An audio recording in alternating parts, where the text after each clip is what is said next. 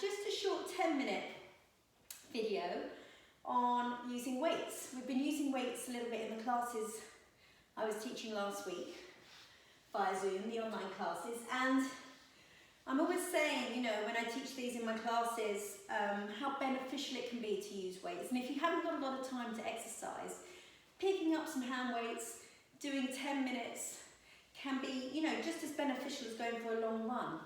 You're building muscle, it helps to protect your bones, helps to regulate your blood sugar balance, gets your heart rate up a little bit. So what we do want to know though is how to use weights safely. Now, these ones I've got are only a kilo. We don't tend to use heavy weights in Pilates. We're not looking for, you know, making big bulky muscles. We want muscles that are the correct length and functioning well. We don't tend to do lots of repetitions of things, and also we want to be able to keep our form and our posture, and if weights are too heavy sometimes we're not able to do that. These are quite light, so I would go up to maybe 2.5 kilos with hand weights that I would use, or you can, even if you don't have weights, use a couple of tins. They're going to be about half a kilo each, 400 grams, but they will give you something, they will give you some tone. So what we're going to start with is a roll down, actually, holding the weights. Just gives you a little bit more stretch through the spine, but just one caveat, you wouldn't do this if you had any bone density loss, such as osteopenia or osteoporosis. We wouldn't flex the spine, especially not with weights. But if you're all good with that, you're just going to have the knees and feet hip width apart and parallel. Just let those arms hang down. Have the weights just nicely held in your hands. Take a breath in. As you breathe out, just draw the tummy back. Let the head start to nod and roll down towards your feet, keeping those knees slightly bent. And then just let your body hang and take a breath in at the bottom. Exhale, lift through your belly to roll back up. Restacking your spine, dropping your shoulders, bringing the head up last. And we're just going to do 2 more of those. So breathing in, breathing out. Draw the tummy back, nod the forehead, and let yourself roll down towards your toes. You can bend the knees if you need to reach the floor. And then inhaling, exhaling, and roll back up. Lift through your belly. Always feel those abdominals working. And then we do 1 more. Inhale, exhale, rolling down. So it's that out breath that takes you down. And you hold and you breathe in. And out breath to come up, lifting the abdominals and rolling through your spine. And we can also, holding the hand weights, just take a little side bend. And then from the abdominals, coming up, and side bend the other way. And from the abdominals, coming up. And if your weights aren't too heavy, maybe you can bring one arm up. Not if there's any bad effect on the spine or any pinching in the back. Just keep the arm down. We'll do this without the weights. We'll do 1 more each way. Really opening through the side. And you want to think here of lengthening from the outside of your foot to the hand. And then coming down. Okay, so we're going to go into bicep curls. We're going to have the palms of the hands facing forwards. Always checking those knees are slightly soft, not locked out. Feet are facing forwards. And we start, as always, with a breath in. And as you breathe out, just slowly bring one arm up towards the shoulder, and you're squeezing into the bicep muscle and being aware of the muscle you're working. And then you can slowly change and squeeze. Now, just as important as taking the hand up is lowering the other hand down, so that we're working the muscle in length and in a shortened position. So when you're bringing the hand down, so I'm bringing my right hand down now, I'm doing it against the resistance of the weight and lengthening the bicep as my arm comes down. And then shortening the bicep as my hand comes to my shoulder. And I'm keeping the elbows pointing to the floor. And we'll just do 1 more each way. We don't do loads of reps in Pilates because we don't want to fatigue those muscles. and then coming down. Shoulder raise. So for this, I really want you to think about the feet, grounding the feet down into the floor. When we ground the feet down into the floor, we get more length up through our spine. And then as we exhale and bring the arms forwards with those feet grounded, we're not going to sway into our lower back. So if your weights are too heavy, and you sometimes see people trying to lift weights that are too heavy, and their back will lean, and they're just going to be crunching into the lumbar, and that's not where we're aiming to work. So we ground down through the feet, lengthen through the head, float those arms up, and we think about the shoulders not coming up to the ears, dropping them down and keeping that distance between the top of the shoulder and the earlobe, and then coming down. And then we can take this into some small circles. So we breathe in, breathe out, and just small circles with the arms. And what I'm thinking about here is the shoulder blades on the back of the ribs. Just little circles with the arms, but without letting those shoulders hike up and the shoulder blades slide up. Can we keep them fairly stable on the back of the rib cage as we bring the arms around and then change so that belly draws in just a little bit.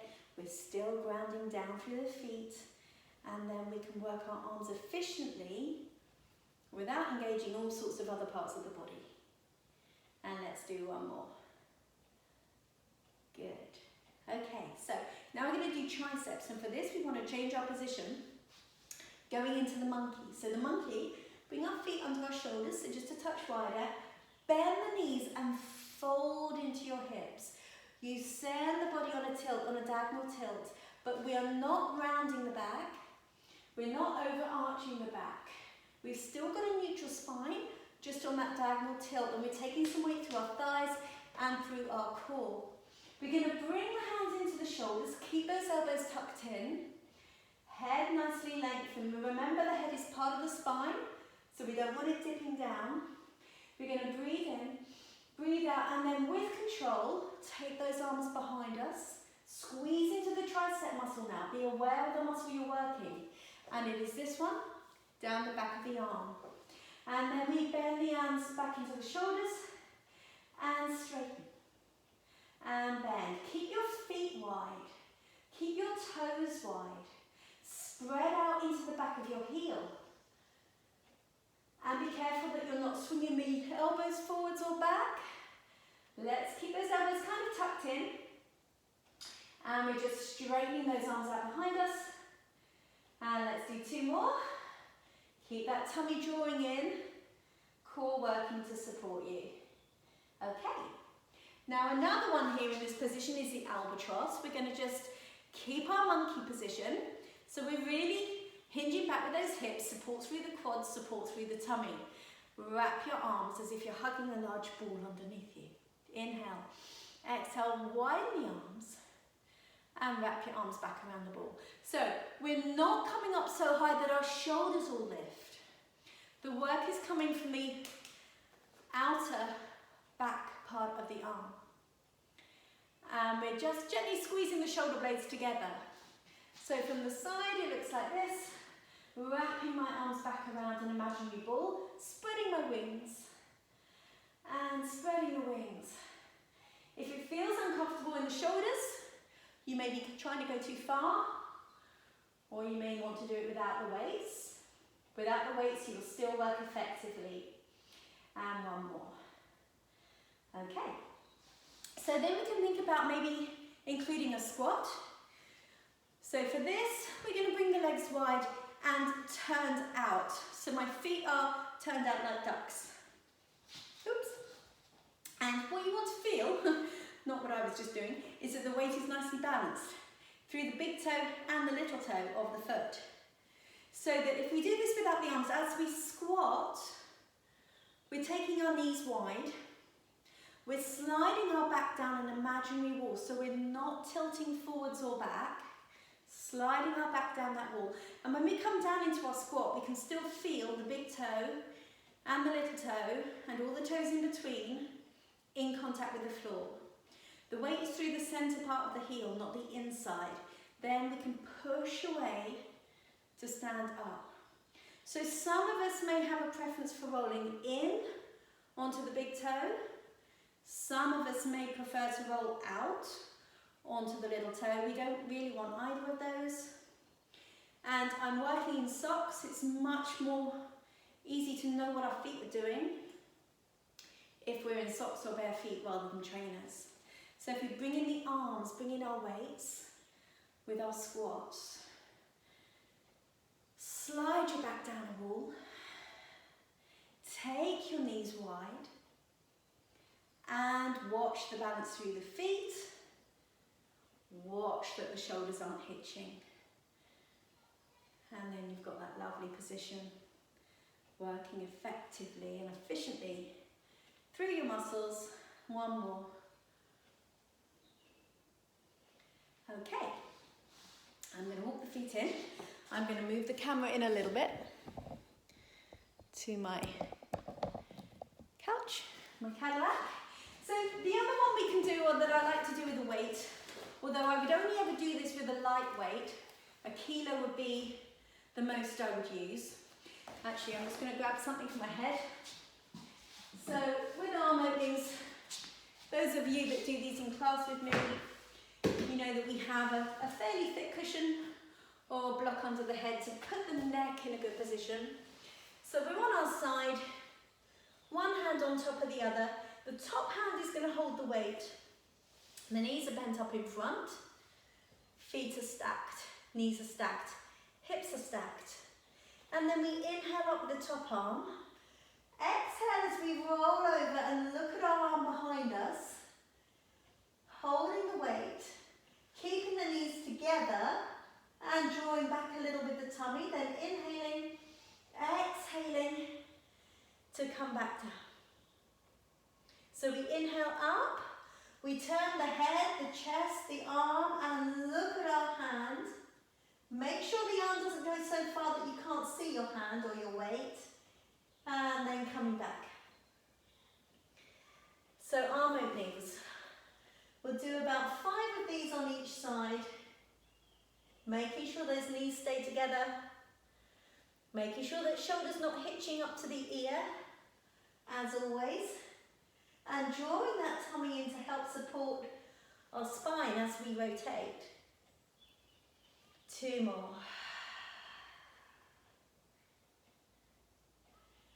And back. And 1 more.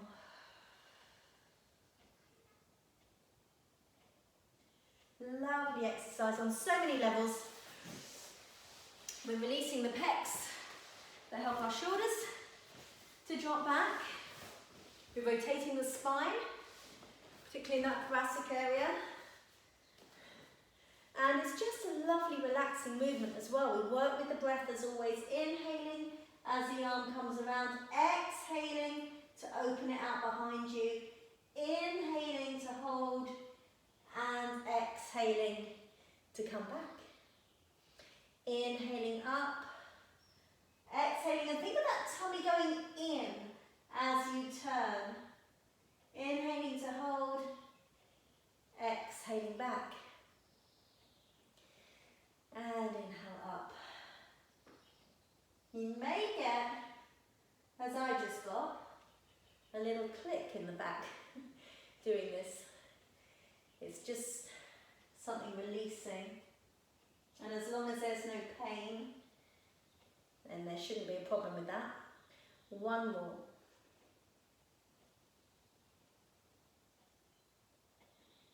If you don't have a weight, you can do this holding a band as well. It's also a nice way to do it. So there's your little 10-minute weight workout. And practice that whenever you like.